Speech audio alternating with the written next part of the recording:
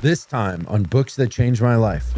When you realize you're going to die, you see everything much differently. He sighed. Learn how to die, and you learn how to live. How do you learn how to die? You've got a guy that is faced with one of the worst diagnoses you could get. More than likely on this date, it's probably going to be lights out for you. And it's almost kind of like a ticking clock, like Yeah. deteriorating. I've done more in music than I would have ever dreamed. Tour places I've toured, having a #1 song, awards and plaques and all that stuff. But truly, the dreams that I had when I moved to Nashville, I've achieved most of them. And man, I feel like I should be happier than I am. So many people spend their life running from something they don't know they're running from and thinking that the next house or the next car or the next job is going to fix it. And then they find out it's empty. You try to prove to the world something, and you get further and further away from who you really are. I got to be more like Morrie. Well, you know, what is my music doing for somebody else? If you're living life in a way that's authentic and genuine to you, death isn't as scary. Everybody knows they're going to die. He said again, but nobody believes it. If we did, we would do things differently. Death ends a life, but not a relationship. True life is right there in the relationships that you have with people you love. The relationship continues on. I'll always have my grandpas with me. Yeah. Morrie says, find out who you are and revel in it. That's beautiful. So the big question, how did Tuesdays with Morrie change your life?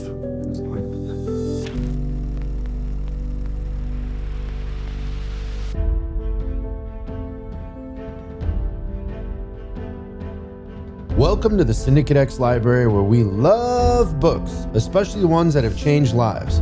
We have a very special guest joining us today.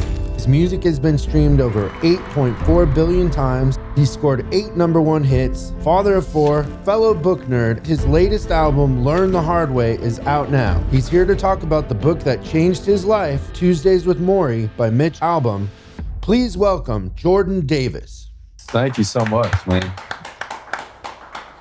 Thank you very much for having me on, Chris. This is awesome, man. It's awesome.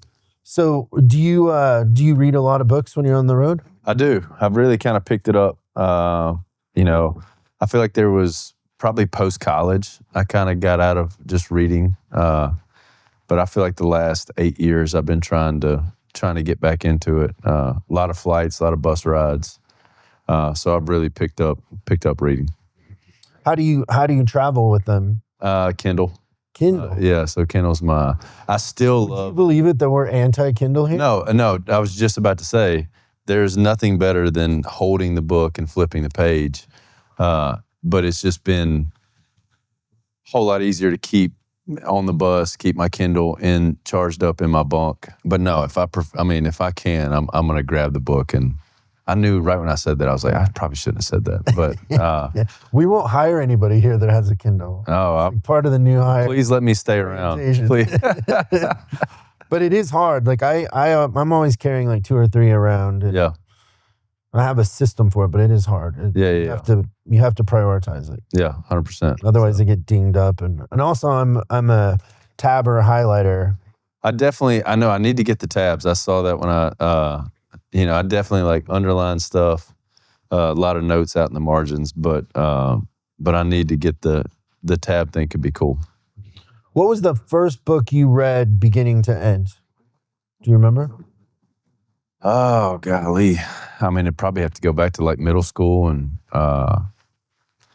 either be like Mice and Men or something? Yeah, or Old Men and Sea, something of like those mandatory reading programs where I know a lot of the kids were just doing the Spark Notes, but I stuck it out and read every word. But yeah, I would probably say Old Man and the Sea. We had like a report on it, maybe 7th, 8th grade or something like that. Do you remember the first one you read that wasn't assigned? It was Killing Lions, John Eldridge. Yeah, that was the one. A buddy of mine turned me on to that one, which really kind of sparked that, which I'm thankful for, because I think that led me to Mitch's book. But that was the first one where I was recommended that and read it and was really, really moved by it. So you at that point you were hooked. Yeah, that was what started it. I think after that, I stayed in, that kind of realm. I guess self-help books, but that was what threw it off. Read a lot of his stuff. Have read a lot of Peterson's stuff. Yeah, I mean, it kind of threw me down that route of that style of book. Yeah, Peterson's so great. Such a great writer. Maps of Meaning is fantastic. So I have a first edition of Maps of Meaning that when he was at Harvard. Yeah. And I think there was only 1,000 of those printed or something. They're pretty rare. Yeah. When I bought it, I didn't know how special it was because it was before he was on YouTube and all that. And I highlighted it and wrote all over it. But I was at a dinner with him and I showed it to him. It was so funny. I go, Jordan, look, I have a first edition. And he goes, you want me to sign it? I was like, yeah, that's really why I brought it. 100%. So he signed it for me. That is awesome. Great. Man, such a smart guy. I would say I've learned more from him than he's almost like a father, I think, to a lot of us. I think he is. His advice. And it's been really cool. I got to, as he's kind of come into this celebrity role that, he's found in the last 10 years, it feels like. There's a documentary I watched on him called The Rise of Peterson. And it was really cool to see, it kind of takes you into his personal life, but then it follows him around on some of his speaking stuff. And it films a few people coming up, and some of them say that. It's like, I don't have a dad, I was raised without a father, and you have really kind of stepped into that role. And I mean, it's heartbreaking, but also like super awesome that there's a lot of people out there that can kind of look to him to be that. And I'm right there with you. Like, there's a lot of things that, although he is a tough read, I feel like I need to it definitely takes me longer to read a Peterson passage than it does probably anybody else. But I think it's just so smart, and I feel like there's all these little nuggets that are kind of hidden in there that I kind of go back and touch on. But just a fantastic writer and a super smart guy. Yeah, I would say I've consumed more YouTube. It's easier to listen to it. Like in his lectures, yeah. If I subscribe to the Daily Wire just to watch the lectures that they put up when he tours, Yeah. He always like has a different angle. His last, I don't know if it's his last one, but the last one I bought, We Who Wrestle with God. It is We Who Wrestle with reading that thing. I mean, it's just very. I haven't read that one. It's deep, and also I think just because that subject doesn't really interest me. Yeah. I think it's very like on the nose. Yeah. And I don't know. I feel like if I start going down that path, there's more questions than answers. And so I'm just going to worry about 100%. what I'm doing right now. 100%. It's a big topic. Huge topic and a very tough read. So it was one that I started and kind of dipped back into, just kind of set it on the nightstand and was like, I'll get back to that at some point. Funny. But yeah, it's so great how books are so powerful. When I was in my early 20s and I had moved from Seattle to Portland for a job. And the job hadn't panned out to be what they said it was going to be. Yeah. And so I was going broke and it wasn't working out. And in every, sense of the situation, I was right, but I was losing. Yeah. And I was, just wandering around downtown Portland, and I walked into a Barnes & Noble, and I have no idea why, but How to Win Friends and Influence People just jumped out, and I bought it, and like literally, it's probably 45 minutes later, I'm on a bench downtown reading it, and I'm just like sobbing. There's this story in there about, a dad and a son, and at the end, I read the book twice in a pretty short period of time. And it, really kind of unlocked something in me that, being right is irrelevant to getting ahead. Yeah.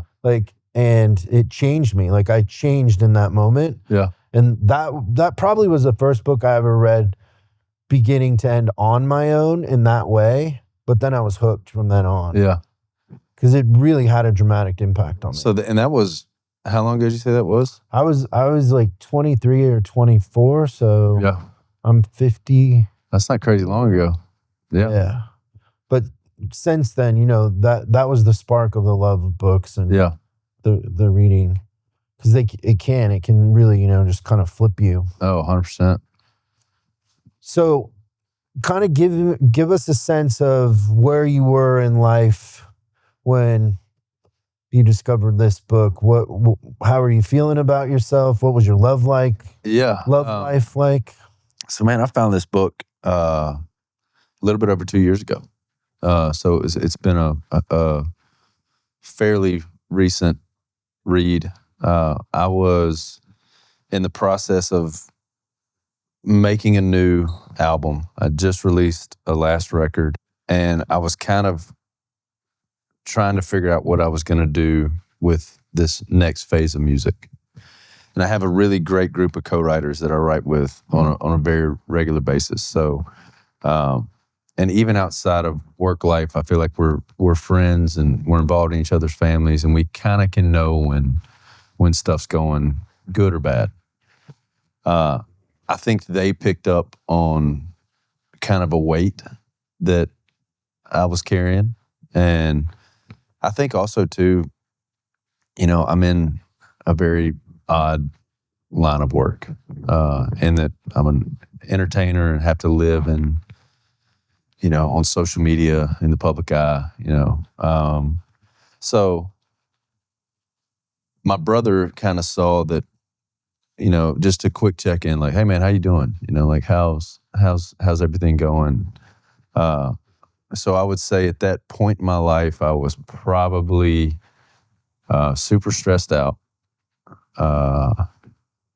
uncertain of where I was going to go in the future. You know, I work in a business that you're as good as your last product, and I'm also kind of hard on myself and like want to continue to grow and want to be better. And I think they picked up on that. Was the album before not as successful as you had wanted it to be? It was actually very successful. Oh, so it's the opposite. So it's kind of the opposite. You were like, now how do I climb this again? Yeah. And, you know, when we were just kind of starting that new. Isn't that funny how that's harder than the other way around? 100%. Because like you lose you know, there's no expectations. If you put out something that doesn't do great, well, then nobody's really expecting anything from you. So you have the freedom of like, oh, let's go. Let's throw paint at the wall. Like, to where then you come off of 2 big songs or whatever it is, and you kind of have this pressure of like, all right, well, now the next one's got to be even bigger, you know, and I'm the one that's got to come up with the stuff. And so in your mind, are you thinking, okay, what's the formula? And then if it's too much of a formula, it's not genuine, and you start to kind of second guess 100%. Where you should go? Well, so I had 2 really big songs. Did you know they were going to be big songs when you did them? Not at all. Because you probably don't ever really. I don't. People say they know, but no, I don't. Knows. You know, it's like, you know, you write it, and all I can do is sit there and write and pour everything I can, everything I got into the however many hours I'm in that room writing a song. And then when we finish it, just for my years of doing that, I just have gotten to where I'm good at stacking that one behind me and waking up the next morning and going and doing the next one. And so no, I didn't know that those songs were going to do well, and they ended up doing really well for me. So then it's like, okay, I went through this period of like kind of trying to rewrite that and kind of trying to refine or, you know, just do over what worked, which then kind of got me in that weird spot of like, all right, now I kind of feel like I'm actually, for the first time, doing something that doesn't feel very genuine to me. And then, you know, and that's on the professional side. On the personal side, I just had my 3rd child, and, you know, the pressure of being a provider and, you know, working in a line of work that's very, you know, next product to see how we can continue this thing. So I think I had a lot of stress on that side of it too. How did that affect your wife? I mean, I think she saw it. She does a great job of talking me down from that, not letting me get too far down that road of like having a bunch of pressure of like, this has to do well, or we're not going to be able to continue to live. And which is not true by any means. You're kind of manufacturing that boogeyman in your head. 100%. It's the old like, oh, I'm the provider, I have to go do this. And yeah, it's a totally manufactured way of thinking. And she knows when I'm kind of getting down that path, and she can kind of pull me out of it. And I've since then been able to kind of catch it, you know, and stop that kind of mental thing before it gets too far down there. You know, you can kind of just have that conversation with yourself, like, hey man, you're doing it again. Stop. We're all right. You know.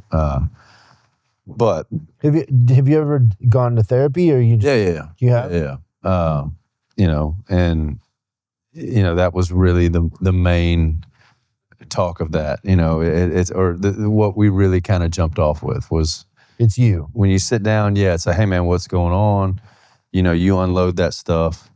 You know, I feel like you know, it was funny when I sat down and talked for the first time. I told him, I was like, man, I feel like I should be happier than I am. And he just kind of cracked a smile. And which to me was like very like freeing. You know, I was kind of like, oh, okay. Like, maybe I'm not, maybe this isn't as bad as it's like, okay, he's obviously heard this before. Yeah. And it was great. Like, I can't recommend it enough. Like, to go to anybody. And let's go back for a second. Where did you grow up? I grew up in Shreveport, Louisiana, Northwest Louisiana. And what did your parents do? So my mom was a nurse, and my dad and grandfather owned a furniture upholstery company, little right there in my hometown. So were they pretty successful? Were you like a middle class? I was like middle class. You know, never wanted for anything. But were you in sports? Yeah, I played. Were you really competitive? I was. And so, what is it from your childhood that created that drive? It was my dad. So my dad was very much the kind of wake up earlier, work longer. If you want it, work harder, go get it. And that's the programming. I still have that to this day. That's your default setting, basically. 100%. And so when you're sitting there talking to the doctor, and you have those feelings, how much of that is from just that programming? It all is from a kid. Yeah, I think it all is. I think that, you know, and not necessarily like I would even say it's like a bad thing. I think it's just being able to. I would put it like this: it's like, you know, too much of a good thing's a bad thing. So too much of that mentality is gonna get me in that spot, and that's what I was able to learn from him. He's like, you know, when he kind of sat there and I said that, and he was like, I need you to talk a little bit more on that. You know, explain more. Like, what do you mean you should be happier than you are? And then it was like, well, man, I've like moved to Nashville. I had this dream of like writing songs, having a #1 song, and you know, all these things that I've been able to check the box off of. Like, truly, the dreams that I had when I moved to Nashville, I've achieved most of them. Like, have been able to grasp them. And what ended up happening was when I checked that box off, I just threw it away. It was like, oh, okay, you did that. Okay, cool, it's gone. What's the next box? Or, you know, how do I, okay, well, then what's the next step? I got here, so now here's my floor. So now I've got to get to this floor. And that kind of hamster wheel was not allowing me to kind of sit back and just be like, oh, wow, that was really special. I worked hard at that. It wasn't like I just moved to town and here you go. Here's a #1 song. Here's a great community of writers you get to work with. Here's a record deal. Here's all this stuff. Like, I still had to work very hard at that. But when I achieved those things, it was just like, okay, on to the next. And, again, which is why a lot of this book really kind of hammered me. And I feel like if I could have seen this book 6 years ago, I'd have been in a much better spot going into those sessions. But that was whenever we left, it was kind of my therapist telling me like, hey man, maybe slow down a little bit. Like maybe focus more on, you can focus on your goal, but like also sit in the success of achieving one for a little bit. Like it's okay to do that. Like you don't have to go back to the, okay, got that. All right, now I got to work harder and get the next one,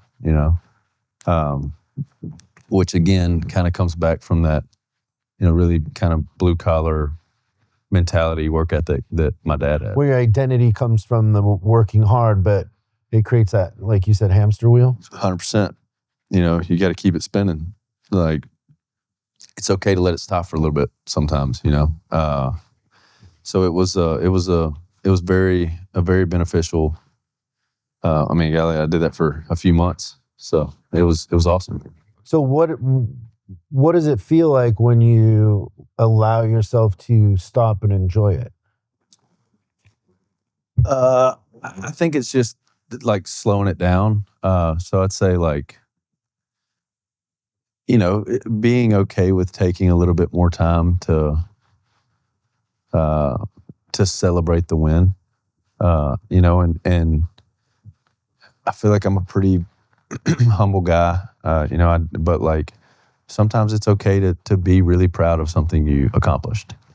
And I think for me, it was like some of those boxes that I were checking, I just didn't, I wasn't able to really sit in it and enjoy it, just because I was kind of always on to the next thing. So I would say feeling that feeling would be, it could be as stupid as like taking a weekend and going to a cabin in West Tennessee, me and my wife and my kids, turning the phone off and just enjoying 48 hours of being like, hey, we set out to accomplish something. We did it. We're going to go celebrate it. And that may be us going and not doing anything for 48 hours and just being together and being in that moment. So, it could be as simple as that. Yeah, I would say it would look something like that. And does it change your relationship with others because you have deeper connections because you're more in the moment, more open? Oh yeah. I think you have to. I think you have to have that. That I think the relationship is the most. I would say definitely my wife. It's like that. We're at our closest when we're spending one-on-one time together. So it's like not, when we have 4 kids. So it's like, it can't be like. You have 4 now? Yeah. We just had a brand new one. Are there more in the No, we're 4 is enough? Yeah, we're good. Because 3 is like, you can hold 2, but the third one can get away. So now we've got 2 that can go rogue. Yeah, I think that's the thing for me is that hamster wheel. You don't create the relationships that you could along the way because you're just on to the net. Like, yeah, it's more like you're surrounding yourself with the people that play the role in the thing you're trying to do. Yep. But you're never stopping and actually like, getting to know them in a way. Yeah, it's kind of always on to just business in a way. Yeah, and I think we've somewhat normalized. Well, I say we. I think it's become more normal for that to just be written off as like, what's business? Yeah. Or it's like, oh, it's a season. It's like that guy came into my life, that girl came into my life for a season, and it's, it's funny people that work on movies, how they like have this crazy 3-month experience that they trauma bond almost. Yeah. And then it's gone. Yeah. And they never see each other again. Ever. I think about it in music. There's times in songwriting where, You go and you sit down in a room with a complete stranger. And for some reason, the fact that there's a guitar between you and that person, you're able to unload some stuff that you probably wouldn't tell some of your best friends. And maybe it is the stranger being like, oh, I might never see this person again. But for some reason, there's a barrier there that you can be like, well, hey man, here's what I'm going through right now. Here's what I'm struggling with. Let's write a song about it. And forever, you're tied to that person that you may have just met that morning with that song that came from something you went through. That's crazy to me. Like, I've always thought that's like such a weird, you won't tell your best friend something, but I'll walk into a room with somebody I just met 30 minutes ago and be like, well, hey man, this happened last week. Haven't told anybody else, but you want to write a song about it with me? It's it's very vulnerable, right? Oh yeah, 100%. Yeah, that is funny. It's wild. I never thought of that. And then like maybe you like will text the person every once in a while. We should do that again, and then it never happens. Yeah, like, and the weirdest thing would be for like to do that with a song and it like blow up and be huge, and now you're forever tied to that person that you really only spent 6 hours with writing that song. But yeah, it's pretty wild. How vulnerable do you feel like your album just came out? Yeah. Now, it's out there now. Like you had it, and now it's the world's out for everybody to experience in their own way with their lens or their experience. What does that feel like? I mean, to me, that's the feeling you're trying to get to the second you start making it. And you know that there's going to be thousands of ups and downs in between you and that moment. But that's the pinnacle of making music. When you're able to be like, all right, it's not mine anymore. Like, now it belongs to y'all or whoever wants to listen to it. And not only that, like you said, it's like that song isn't about what I wrote it about anymore. That song is now for their wedding or whoever listens to it, to what they think that song's about. Because that's how music was with me. Like, I was always a fan of like songwriters that my dad loved, like Chris Christopherson, John Prine. Those were the two meccas for me, and still are. And I guarantee you, when I listen to a John Prine song, whatever that song is, what I think he wrote that song about is not what he wrote that song about. And that's the greatest thing about music. And that's why, like, days like today, when you get to release a record, it's cool because you get to let it go and send the kid off to school. It's like the first day of first grade, you're at the bus stop and y'all had all summer together. You did vacation, you did all that stuff, and now you're at the bus stop with him, and the bus driver pulls up, the door opens, and you send him off to school. And it's a pretty. You hope he behaves himself, and you hope you've done a good enough job to where you don't get a phone call and be like, "Hey, not the best kid." So yeah, that's or he that's just comes home crying. Or whatever. That's funny. Oh, my favorite Chris Christopherson song is "Jesus Was a Capricorn." No, it's great. I'm a Capricorn. So. Yeah, it's great. So it's your brother that introduces you to the book? So he told me about Tuesdays. Is he older or younger? He's 2 years older. 2 years, and so he kind of sensed what you were going through, and he goes, "Hey," or how did he introduce it? He said that he was like, "Man, we had kind of." And this is the way kind of my brother is. We'd had the conversation, got there. Anytime we write, it was me, my brother, and Josh and Matt Jenkins, two sets of brothers that we write a lot of songs together. And the first part of our writing sessions are always kind of check-ins. Everybody's like, "How's the family? How's everybody doing?" So I kind of had my check-in. Told them, like, "Guys, I'm pretty, stressed out, trying to figure out where to go with this record. And I need to get going on it, whatever." And we ended up writing a song that day. And at the end of it, my brother goes, "Hey, man, I just finished a book that you ought to read. It's called Tuesdays with Morrie. And I got home that night and it triggered again. I didn't save it when he said that, but I got home that night and I was sitting on the couch and, kind of still probably at night when I'm by myself, I'm sure some of those things started to kind of creep back in. And I was like, I'm going to text Jacob and see what the name of that book was again. And I texted him. I was like, hey, what's the name of that book? And he goes, Tuesdays with Morrie. I'll drop it off in the morning. So he dropped that one off in the next morning. And I started it that day. That day? Yep. And so how soon in were you like, okay, this is what I needed. This is the prescription. I'm pretty quick. Even, at the start, the author, kind of coming from a sports background, I think if I wasn't in music, I think that I would be somewhat in that world. I think I would try to be in that world. And I believe he was a sports writer in Boston, maybe. And was dealing with those same kind of things. Like, had found the success, but still like was kind of yearning for a little bit more. And that was when it kind of clicked. I was like, oh, that's why I got this book recommended to me too. Like, I get it now. It's kind of all connected.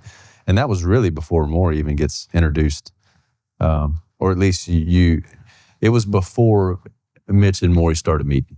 So maybe just explain the premise for the audience. Yeah. So Mitch was a sports writer, I believe, kind of searching for a little bit maybe fulfillment.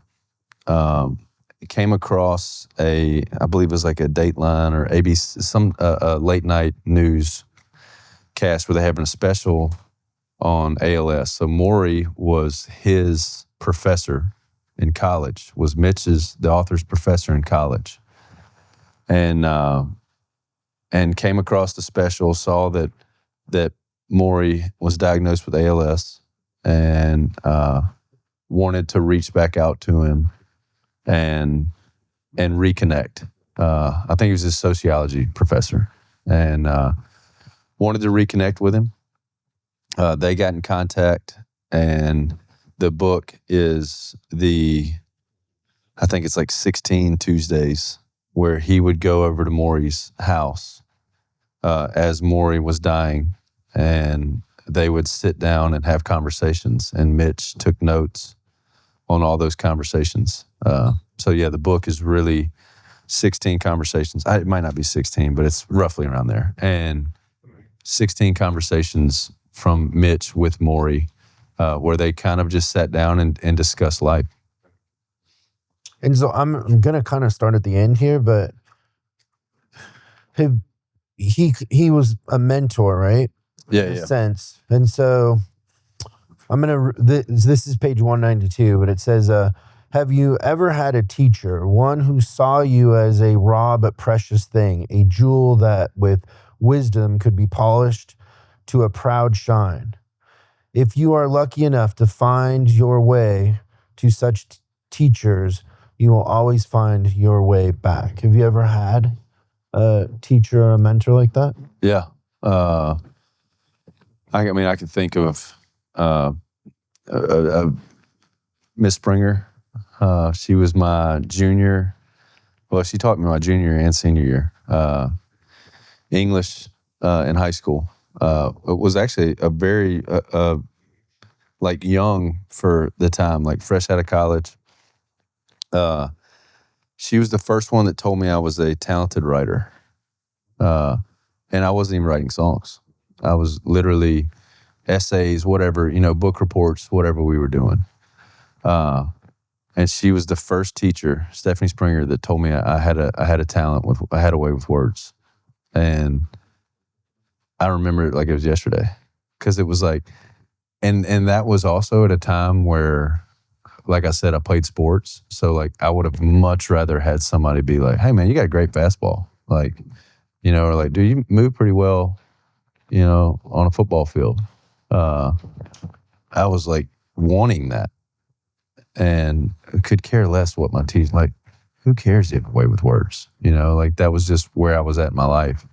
But I remember that more than any compliment I got outside of academics. So yeah, she's definitely a teacher that stands out. And who knows, like, that's like what's so cool about it is like, who knows if like that doesn't get said to me, if like that doesn't get put in the back of my mind to where it's like, well, she thinks I have a way with words.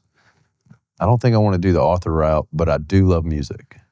Like, how do I connect those things? So that'll always stand out for me. Yeah. The thing that always like comes up in my mind with that is like, how many kids don't ever have that? Yep. Like, that's a sad thought the other way. Like 100%. how many people go through life and nobody stops and like shines a light on them in the sense of like, hey, I see you. Yeah. And that thing you're doing, do more of that. Yeah. Because it means so much. Yeah. When you're trying to figure it out. As goofy as this is, it's like, there's a big sports show, the Pat McAfee show, and it's all sports, the whole thing. But at the end of the show, he ends every show with that. It's like, it basically says like, be a friend, tell somebody a good thing today. Like that mentality of you never know how big, a 6-word sentence can be to somebody, or when they need to hear it. So I'm with you. It's heartbreaking to think that there's a lot of people that never get that. Kind of on the flip side, I had an experience, and I haven't had a lot of bosses in my life because I'm just not a great employee. I'm better being the guy calling the shots. That's good. That's good. I outgrow my bosses pretty quick. Yeah. But, I had a boss, and he was great, but he was very like business, and so I kind of modeled that. And one day he just stopped me and he goes, hey, it wouldn't kill you to compliment my tie every once in a while. And I was like, oh, I get it. Yeah. Yeah. Like I'm modeling what you do. Right. But you need approval just like everybody else. 100%. The fact that you're my boss doesn't mean you're not human. Right. And he probably puts a lot of effort into picking those ties out. And he just wanted somebody to say, hey, it's a great tie. Well, and maybe I probably got more compliments on the way I dressed than he did. So that probably would have meant more from me. Yeah. I guess, too. But yeah, like it hit me. Like I was like, oh yeah, like just because there's a hierarchy doesn't mean that they're not human. Yeah. Like we're all the same. 100%. At the end of the day, we all want to belong. We all want meaning. Yeah. It doesn't matter how much money you have. You can't buy that, And again, that's another reason why that book hit me so much. I think Morrie being a professor, being a teacher, it's like maybe even nowadays it's not, I think it's pretty well known that like we could probably do a better job of compensating the people that teach our kids. Oh, yeah. Don't get me started on that. I know. And like everybody's looking at the wrong stuff. We treat the symptom, not the cause. Like exactly. Our schools, across the whole country, it doesn't matter if you're in Alabama or in Beverly Hills, those kids deserve an education that raises their self-esteem, that teachers have time with them, that offers programs that are interesting to them. And we're raising kids that are disenchanted with the system. They're not patriotic. And then we're treating the symptom after and fighting about it. Yeah. But it all starts with, we have them captive every day for, how many months out of the year. And, and I think going back to that, it's like finding the great teachers that are willing to say the things that we just said. Yeah. And that are willing to say that. Smaller classes and pay them. Pay them. And every time a kid comes in the room, tell them that. Yeah. Tell them something like Find. Well, don't you something do that with your kids? Aren't you looking for the thing every day that they shine? and say, hey, you're really good at that. Yeah. That like, reinforcement of like, hey, I'm proud of you. Like, that was a small thing. I know all you did was get on your tippy toes and throw the plate in the sink, but thank you. Proud of you for doing that, But yeah, it's just it's a very, those words can go a long ways. So yeah, I'm sorry. I can go down a rabbit hole in that too. So I probably Me too. Like I the politics of that drive me crazy because it just seems like there's a big economy trying to fix the symptoms of the outcome of the things that we could just get back to basics, like the things that matter, like education and, kids have to feel the American dream. They have to feel like if they work hard and they apply themselves, they can succeed. Yeah. Because if they don't, then, their heads go somewhere else. Yeah. And, and even that too, and there's one of my favorite quotes from that book. If we can do this, can we jump around and go to it? Oh, yeah. Okay.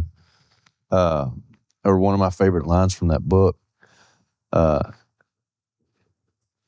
Morrie says, find out who you are and revel in it. And so Morrie is a dancer. He loves to dance. Revel. I'm really weird about like picking words out and like defining them. I think I just started it from small groups I was in and, really diving into like the literature. And I know that this isn't like something you should do that in, but revel is like the joyous, like we reveled in excitement. So everybody's dancing around. So Morrie's probably used that as like, I'm a dancer. But like, I think I want my kids to know that. I want my kids to be who they're going to be and go after it 110%. I don't care if your dream is to be a busboy. And I say that because I was a busboy for a lot of my life. If that's what you want to do, be proud of it, respect it, and work as hard as you can at that job. If you're a painter, revel in it. Go after it 100%. Chase the dream of the American dream. But I feel like a lot of people would look at, me or whoever else, either one of us, and be like, man, they really went after that. And like, we kind of like tell kids like, hey, dream's so big that you got to leave this small town behind and move here and go to Nashville and record music and do all that stuff. But also too, if your dream keeps you in Shreveport, Louisiana, there's nothing wrong with that either. Like it's to me, it's more so that quote of find who you are, be proud of it. Don't feel like you have to answer any questions to anybody about it, and revel in it, enjoy it. And that is what I think if I can get that through to all four of my kiddos, I feel like I'll check a box as a dad where I'll be like, all right, I at least did one thing right. Sorry, I went down a rabbit hole in that one, but no, I think there's a lot to unpack with that, and it's just interesting. Do you know who Andrew Bustamante is? He's from the CIA. I don't. He's got a book coming out, but he was here last week, and we were kind of talking about the same subject in the sense of I've had these conversations with people where I talk about how my dad left when I was 2 months old and he was a deadbeat and whatever. And people invariably try to comfort me and they'll be like, yeah, but you turned out great, so don't quit. Yeah. And I'm like, I almost did. No, right like, hey, like, here's the thing I think. Like, if I would have had two parents like that were working on my development and kind of committed to raising me instead of, going their own way and doing their own thing, like maybe I'm a high school football coach, but I'm happy. Yeah. The life I led is I'm running from something. I'm trying to prove to the world that I'm successful and I'm running from something, but I'm never enjoying it. Like, how much money do you need at some point? Like, I'm running from something. I would be way better being the high school coach, Yeah. giving back to others and setting an example. And so I think that, oftentimes if you grow up poor or you've been in certain situations, you try to prove to the world something and you get further and further away from who you really are. 100%. And so I think that's very, it's a big deal for a lot of people because they don't realize that. I know. And that's why this book was, so I think, well, you've got a guy that is faced with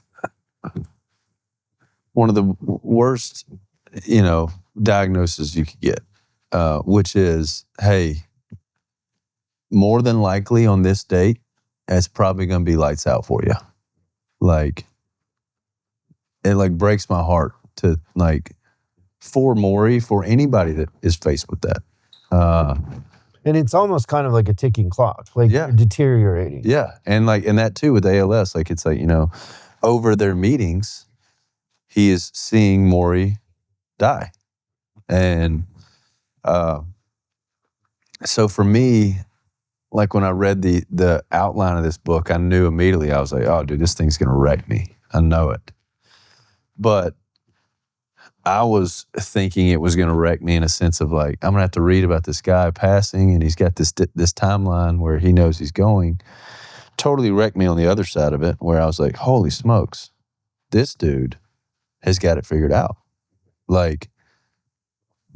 It's the relationships. It's truly what life is. And where I was sitting there thinking oh my gosh, dude, I've done more in music than I would have ever dreamed.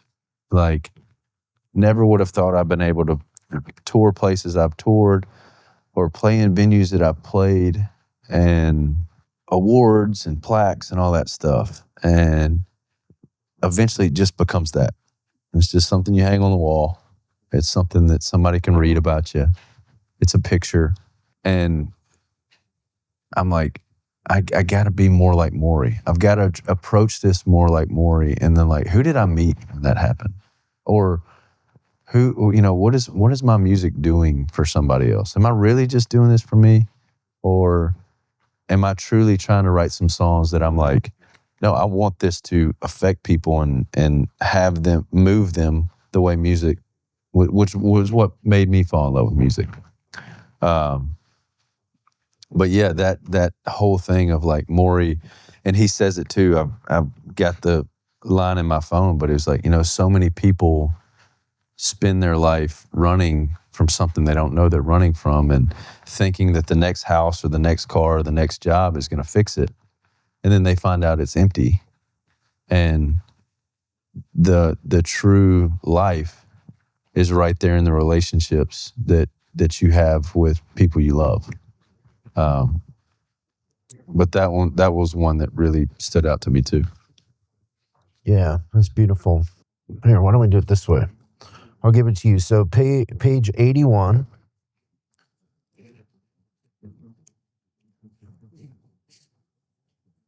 Yep. Remember this one. What's it say? Everybody knows they're going to die. He said again, but nobody believes it. If we did, we would do things differently. We both got that one highlighted. And that goes to me, even reading that, it hits me reading it, and I don't have the diagnosis that he had. So imagine knowing you're up against it. You got 14 weeks, maybe, and you're staring it right in the face. And you say we'd have done things differently. To me, that's all right, I'm Morrie. I got 14 weeks. What would I have done differently? That was exactly what I thought when I read that. It was hell, give me 2 years. What would my life look like over the next 2 years? Because I think immediately everybody goes to the bucket list. It's like, oh, well, I want to go see Niagara Falls. I want to go to South Africa. I want to go do this and do this and do this. And maybe they'll fill it with all these things that for some reason somebody told them they got to go check out. When really, Morrie's saying like, no, sit in a circle with people you love and talk. Like, do that. You're going to get way more out of that than, because then it's just going to be water flowing over rocks. Niagara Falls is that. I mean, it's pretty, but you stare at it. It's also a checklist of keeping yourself busy doing something else. Well, yeah. You still never stop and enjoy the moment. Yeah. In a way, because you're on to the next buck. Like, as soon as you click off Niagara Falls, you're like, okay, now I'm going to Wyoming. You know, it's like. And then it just becomes this thing where you're just busy. And, you know, maybe, again, I've never had that diagnosis. And so, like, maybe there's a little bit of, like, help in that, you know, that, like, there's something you're kind of looking forward to. And again, just putting myself in those shoes, like, maybe the busyness helps in it. But I think that's another thing that hit me so much with this one, with Morrie, is like, he seems so comfortable in just sitting in it. Like those meetings with Mitch, it wasn't like they really wanted to go anywhere. It was literally just him at the house. And I mean, I know it, like, he was kind of deteriorating as the weeks went on, but like, he seemed totally comfortable in just being in that space. But yeah, that I figured that one probably hit you as much as it did me too. Yeah, like I definitely think about that. Because you know what else is crazy? Like, we all know it. Like, none of us are getting off of this thing, you know? Like, unfortunately, Morrie just knew it, you know? But for the rest of us, we're like, okay, I don't have that diagnosis. But like, nobody's getting out alive. And to me, reading that passage, I was like, good night. I'm actually in the same boat as Morrie is. Fortunately, I have these words on paper from him that are like, hey dude, I'm here to tell you, like, here's what I'm doing, and here's what's giving me life. It's not the trips. It's not the jobs. It's not the money. It's definitely not songs or plaques or stages. It's relationships. Yeah, that one hit me pretty hard. So for you specifically, was it more time with family? Yeah, because I mean, you know, we travel so much. Like, you know, we're gone a ton. I've missed things. I mean, my daughter started kindergarten on Wednesday, and I was here, and you know, I got to experience through photos, you know, but you know, and I've missed a ton of other things. I missed my son's first day of school last year. I missed first steps, and that kind of even goes into me where I'm like, this kind of balance of work and personal life, and it kind of started with that book, where it was really hard for me to say no on things, because like, it's my job. I'm a singer. I'm supposed to play shows. I'm supposed to write songs. If I'm at home, I'm not making money. I'm not providing. I'm not doing all this stuff. And then you read a book like that, and it's just like, okay, who cares? You're at home with your kids and your wife and the people you love, your friends. Like, you know, I always say my family, but like, there's, I mean, friends that are family that I still need to kind of nurture that relationship. And yeah, that was one that really kind of hit me and made me start thinking like, all right, maybe I need to slow it down a hair, you know. I don't know, just because I've traveled a lot, like, yeah. I've developed this thing in my head where I will like ask myself the question, what would I pay not to do that thing? So like, if somebody wants me to go speak, yeah, because I did it for so long, I'll be like, would I pay 25 grand to not go do that? Yeah.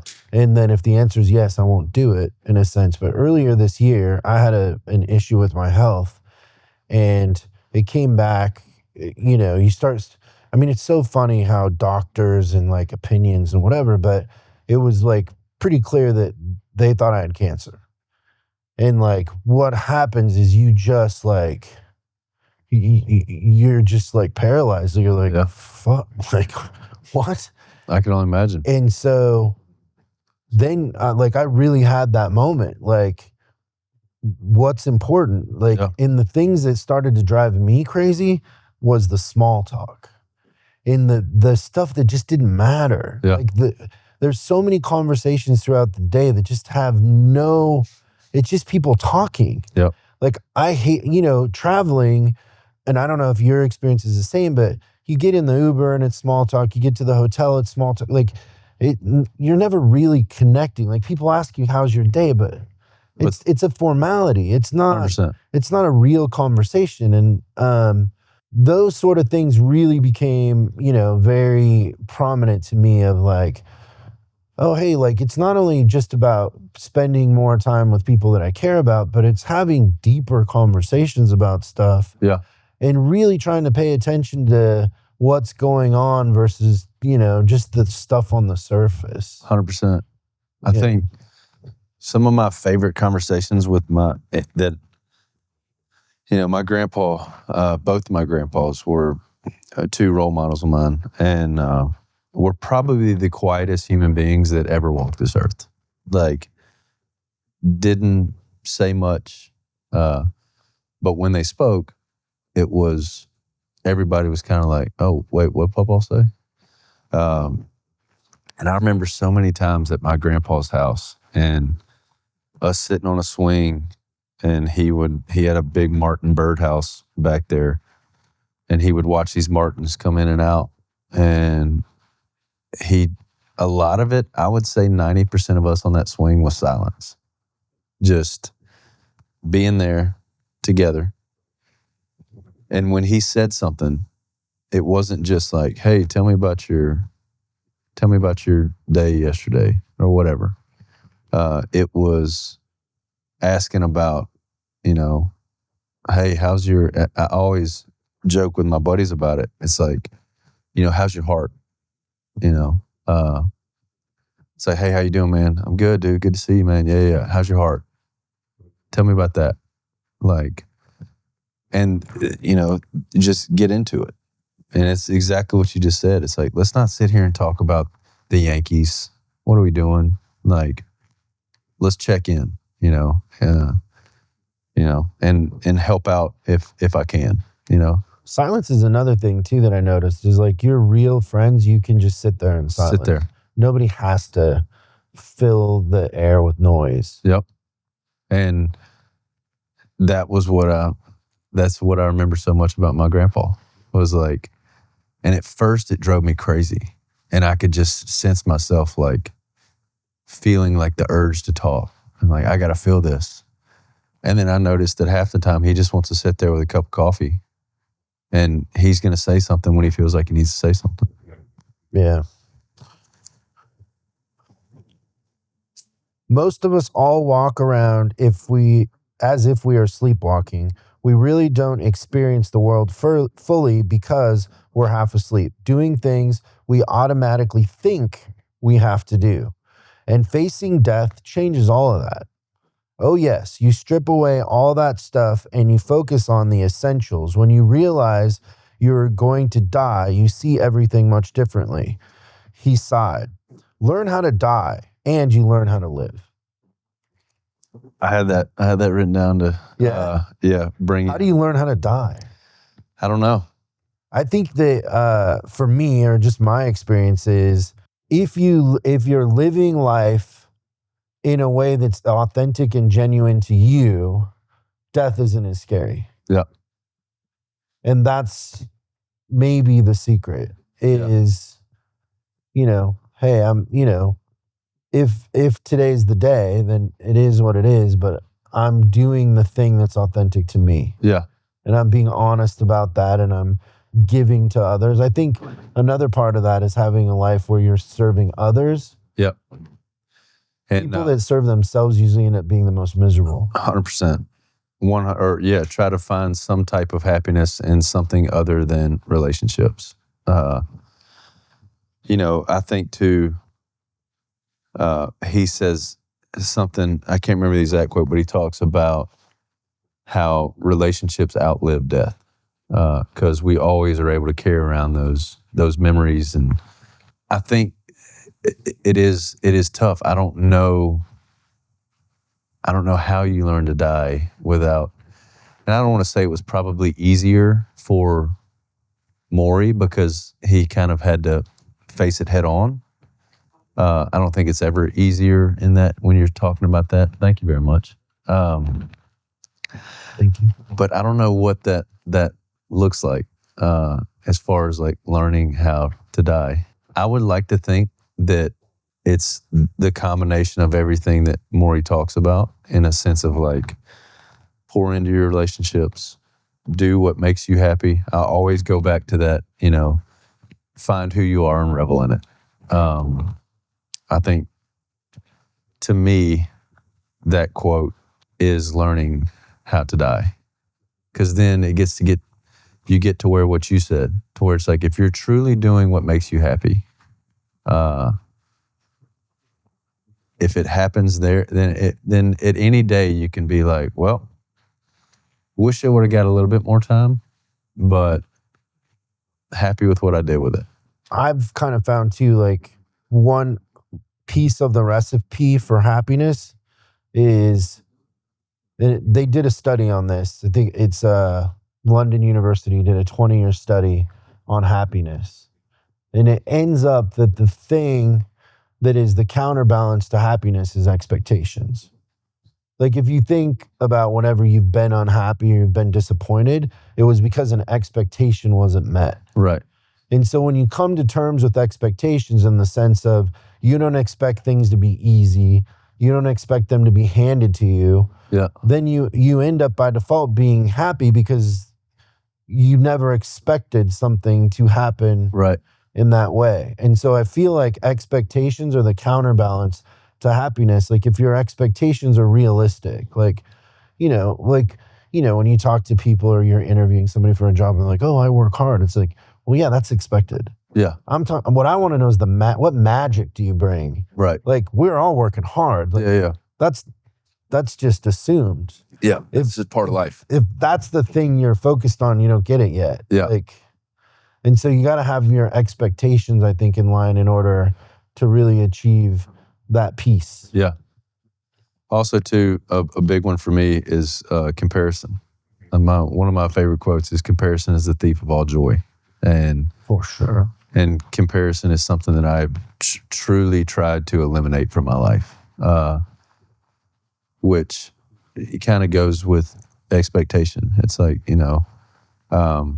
well, you probably know this in a sense of people probably walk up to you and they're like, you're so lucky.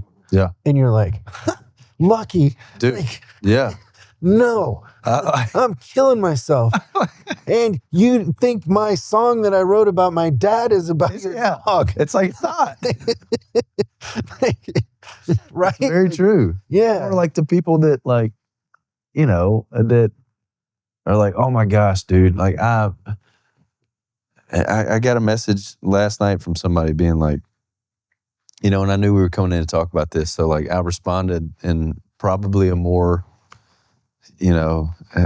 probably a heavier way than he was expecting. But he was like, man, listen to the record, love it. I'm an artist myself and like not near on your level. But like, hoping one day I can get there and, but it keeps kind of going on. And I responded back. I was like, dude, be proud of that, man. You don't have to be on my, like, you're an artist. You say you're a songwriter. Like, dude, that's amazing. Like, I hope we cross paths one day. Like, hope we get to play a show together someday. Like, but dude, don't knock it. Don't knock what you're doing because like, you don't think you're at somebody's spot yet. Like, dude, be proud of it. Like, dude, congrats, man. That's awesome. The work is what matters. Yeah. This next one that I have highlighted here is about detachment. So he says, yes, detaching myself. And this is important, not just for someone like me who is dying, but for someone like you who is perfectly healthy. Learn to detach. But wait, I said, aren't you always talking about experiencing life, all the good emotions, all the bad ones? Yes.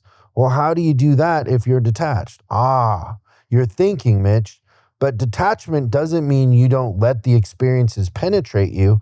On the contrary, you let it penetrate you fully. That's how you are able to leave it. Like what I think about there is just like embracing being empathetic, like embracing feeling the good and the bad and just the energy, like really understanding what's going on in the moment versus trying to judge it or assume or.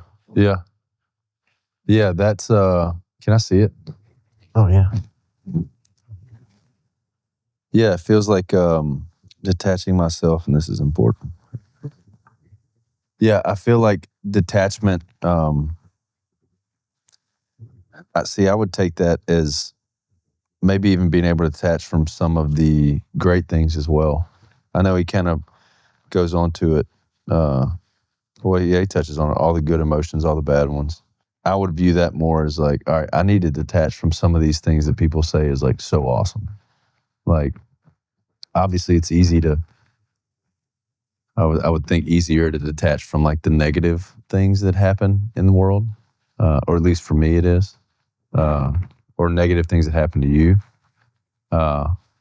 Sometimes I need to detach from the positive things that come along with like the praise of whatever. Don't you find that if you allow that to affect you, you're not respecting the work? Because nobody like really understands how much work goes into that, and then you put it out there and yeah, it's successful, but there's work and there's also your experience of time. Yeah. Right? Like where you start to understand, like, if I write this sort of song, it affects people in this way, and so in a sense it's more about the work than it is like the outcome should be there. Like, Yeah. you put in the work. Yeah. Yeah. Does that make sense? Yeah. I mean, we work hard at all these songs. Are not like, I wish I could say that there are some artists and writers that wake up and they're like, oh, wrote a song last night in my dreams. Here it is. I'm not quite that. I'm not that kind of writer. But for me, when I hear detachment, I think it's like detaching from, especially in a world of social media, detaching from some of that praise that maybe I don't. Deep down, I feel like I don't deserve that. And I feel like if I continue to think I do, I'm not living life like I think Morrie would do it. The truth is, part of me is every age. I'm a 3-year-old, I'm a 5-year-old, I'm a 37-year-old, and I'm a 50-year-old. I've been through all of them, and I know what it's like. I delight in being a child when it's appropriate to be a child. I delight in being a wise old man when it's appropriate to be a wise old man. Think of all I can be. I am every age up to my own. Do you understand? I nodded. How can I be envious of where you are when I've been there myself? Yeah. That one hit me because I feel like I've always wanted to be older. I feel like you always want to be the wise old man, or at least I do. Like, I want to be the guy that like people come to and help out with, hey man, I'm going through this. Can what like, and get into those deep conversations that we talked about, like that we kind of yearn for. But that hit me in a sense of like, don't lose the 10-year-old kid. Like, we've been there. We all remember how special that was, and how the times growing up and like those memories of childhood, the innocence of a child. Like, don't lose that. And that's what I took from that passage. Was like, yeah, be the wise old man when you have to be the wise old man, but don't forget how to be an innocent 13-year-old kid. That's what struck me with that. Yeah. The thing too, I think about being a kid is anything was possible. Yeah. There's a freedom. The world is wide open to you.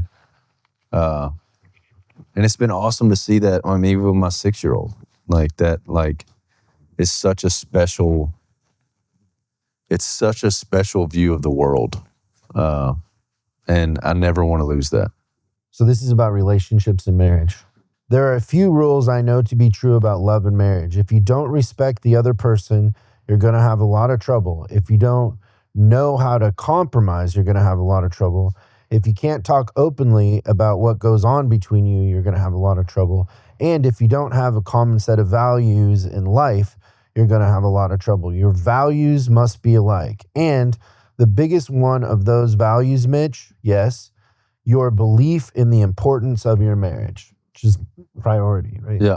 Yeah. I mean, that's compromise 100%. I mean, if my marriage is wrong, if my marriage is off, I'm off. And I actually think that goes for, obviously he was talking about, marriage with Mitch there too, but like, I think that just goes for any type of relationship. I think that goes for friendships. I think that goes for, I know it's a thing with me, and that book really helped my marriage in a sense of like, oh man, sometimes I can make this about me real quick. And that helped me kind of see what my wife goes through with me being gone as much as I am. And we've been in a much better spot since that book. You touched on this one earlier, but it says, I placed the plant back on the ledge and went to shut off the tape recorder. This is the last sentence Morrie got out before I did. Death ends a life, but not a relationship. Yeah. I think that's, that's him saying, obviously him and Mitch became really close, but, there were, to me, that is, whatever your belief is after death, the relationship continues on. I'll always have my grandpas with me. I'll always be able to remember the times that we had together, and that's even me too. Like, the last couple years of their lives, like got busy, did music, was on the road a lot, and explained that away of like, I should have spent more time with them. Like I saw that. I saw the end of the rope and just wrote it off as, oh man, I'm busy. They get it. They understand it. I'm like trying to make this thing happen. I think they've forgiven me. I think they would have forgave me. But I had to end that because it would have wrecked me, and just be like, man, when I read that, I was like, okay, I have my life with them. I have my memories. And those will live, longer than I probably will. Yeah. So the big question, how did Tuesdays with Morrie change your life? It changed my life, and I read about a guy that got the worst news you could ever get, that he knew his expiration date, and instead of filling it with what the world says you need to fill it with, the social media, whatever. And I know that wasn't talked about in the book, but I'm taking it into my terms. His last couple weeks, instead of filling it with the most surface level stuff you can, he showed me what is really important. And that is the people you love, your relationships, your wisdom that you can pass down. Like, to me, that's so cool that he was just like, all right, I got these 14 weeks. What I do? I'm going to write a book. I'm going to help this guy write a book and show you what it looks like to face death head on. I know it's coming. And every Tuesday, I'm going to tell you how you can live your life and reach true happiness. And it's not, and again, back to what we said, it's not ticket sales or music or IT businesses or a bunch of money in a bank account. It's none of that. He had none of that. But he had people that loved him, and he knew how to love people. And I got to be more like Morrie in that sense. It's beautiful. Thank you. Thank you for doing this. This was an absolute blast, man. Thank you very much. Yeah. I'm very underqualified to be around all these books and talk to you, but I'm very grateful that you allowed me to come on and speak about that one. So I really appreciate it. No, thanks for doing it. Yeah, I'm loving the album too. Thank you very much. Listening to it since first thing this morning. I appreciate it. Thank you very much. I ordered it on vinyl. There you go.